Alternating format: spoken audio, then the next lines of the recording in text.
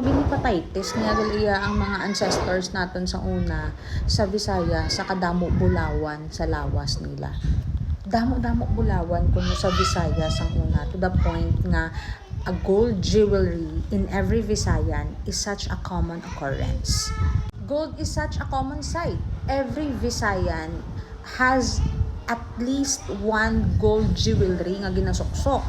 This was discussed by William Henry Scott in his book Barangay, 16th Century Philippine Culture and Society. Sa Visayas na sa why?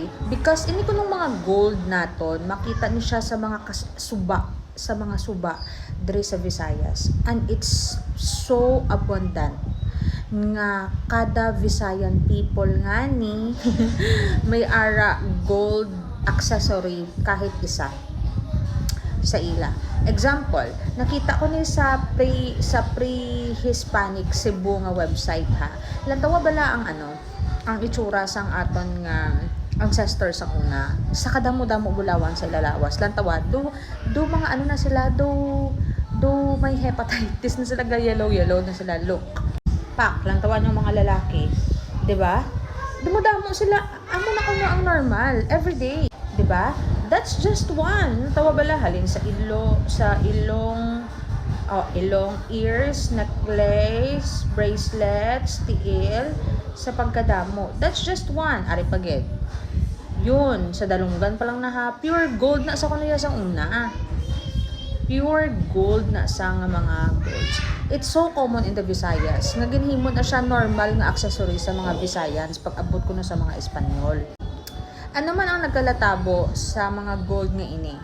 Pag abot ko na sa mga Espanyol, di ba gin colonize ka, gin convert nila into Christianity ining mga Visayans, mga ancestors naton. So over time, our ancestors gin pangtunaw ni nila ilang mga gold accessories. Tapos ginhimo nila mga santo kag santa. Sang Katoliko. Kaya muna ang tudlo sa ila or ang sugo sa ila sa mga praile. Okay, gin pangtunaw nila ilang mga gold accessories and they, it became relics of the Catholics. So yon, ang iban gin panglubong kay gapati man sila nga kung ilubong mo ang gold may mapatay nga importante nga tawo dapat palubngan mo sa sang gold para may dalon man to sa next life.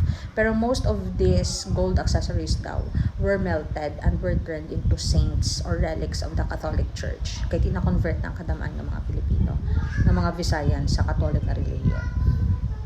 Sayang. But at least may picture kita biskan AI lang sang ka-yellow sa mga ancestors natin sa una, di ba?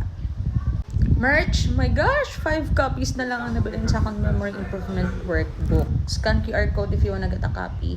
Hingagaw.